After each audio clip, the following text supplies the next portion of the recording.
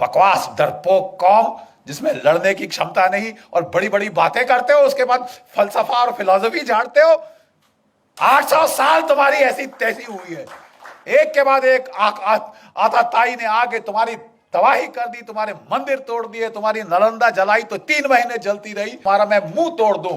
हरामजादगी की कमी है इस देश में। और वो सब तो छोड़ो, सोने की चिड़िया सारा सोना उठा के सेंट्रल एशिया पहुंचा दिया। ये हथियार चाहिए। 30 साल से बोफर गन के बाद कोई तोप नहीं आई। मिग 21 जहाज 1960 की दशक के हैं, आसमान से टपक रहे हैं। रफाल नहीं आया, एलसीए नहीं आया, पत्थर मार के लड़ेंगे हम। नहीं साहब, कोई धांधली नहीं होगी। जो भी डील करी उन्होंने, उसमें अब बड़े बड़े बिच्छू के डंक निकल के आ रहे हैं साहब ऐसे पीछे। आपने अगस्ता वेस्टलैंड,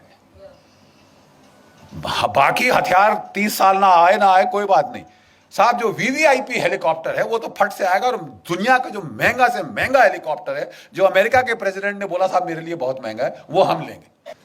2 चीजों ने आपको बचाया, एक पाकिस्तान ने, एक सरदार पटेल ने।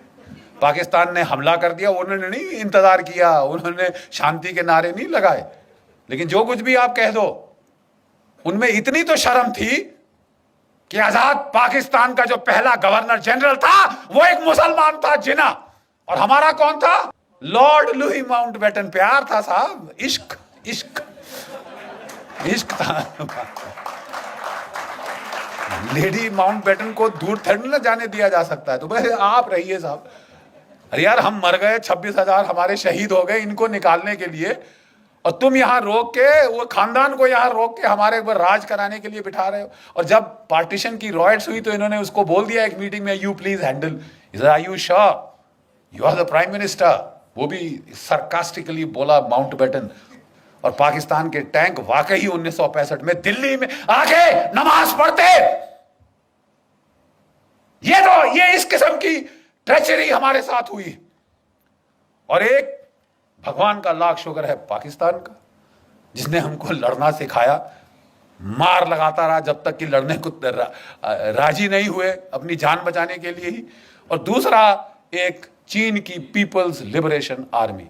1962 में उन्होंने ऐसी करारी लात मारी कि ये नेहरू परिवार का जो उस वक्त हाल था, कभी अमेरिका को अपनी ट्रूप्स भेजो, अपने जहाज भेजो, बोलिए आपकी एयरफोर्स कहां है? आपने लगाई?